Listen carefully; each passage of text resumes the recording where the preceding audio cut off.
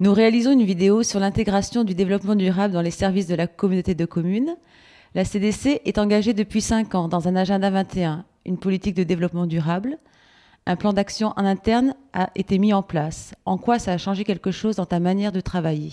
Ce qu'on a surtout essayé de faire, c'était d'optimiser notre manière de travailler en essayant de gagner sur des économies qu'on pouvait faire, que ce soit des économies d'énergie, des économies de consommation de papier. Ça a changé qu'on incite un peu plus les gens à bien trier tous leurs déchets pour maximiser l'ébène et le tri en lui-même. On utilise des peintures maintenant sans solvant. On a aussi amélioré le tri, donc en triant tous les cartons. On a fait installer un composteur. Sur le terrain, plutôt, on essaie de privilégier le manuel par rapport aux machines. Nous n'utilisons plus de produits cosmétiques pour l'échange, uniquement de l'eau et du savon.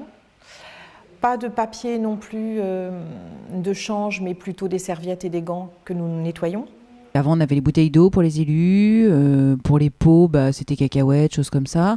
Alors que maintenant, on va plutôt vers les produits frais, produits locaux, on boit l'eau du robinet. Du covoiturage avec certaines collègues, déplacement sur Saint-Pierre systématiquement en vélo électrique. On fait pas mal d'impressions sur du recto verso. On utilise pas mal le brouillon, on essaie de ne pas imprimer les mails. On est amené aujourd'hui à travailler avec de nombreux collègues et à co-construire les projets. On n'a pas une vision, on n'a plus une vision, disons, monospécifique de notre thématique, quoi. Voilà. Est-ce que tu peux nous donner des exemples de ce que vous avez mis en place ici ? En lien avec une association, on réalise des marionnettes comme celle-ci qui est ici.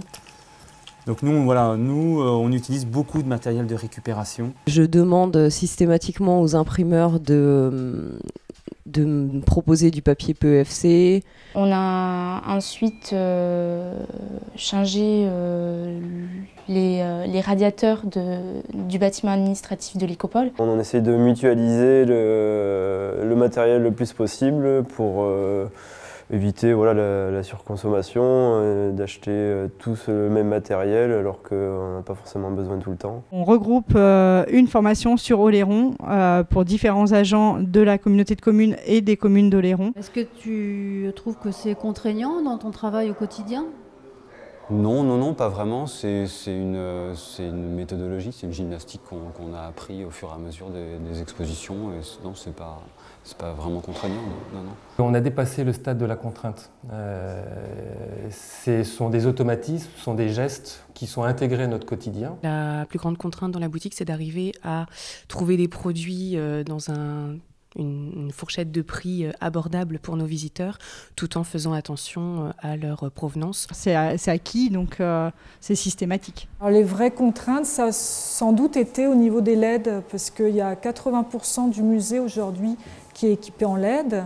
Et c'est vrai que j'ai eu des grosses réticences pour équiper le musée en LED, puisque finalement l'éclairage d'une exposition temporaire, c'est parfois 50% de la réussite de l'expo. Nous, on a un métier où on répète beaucoup les choses.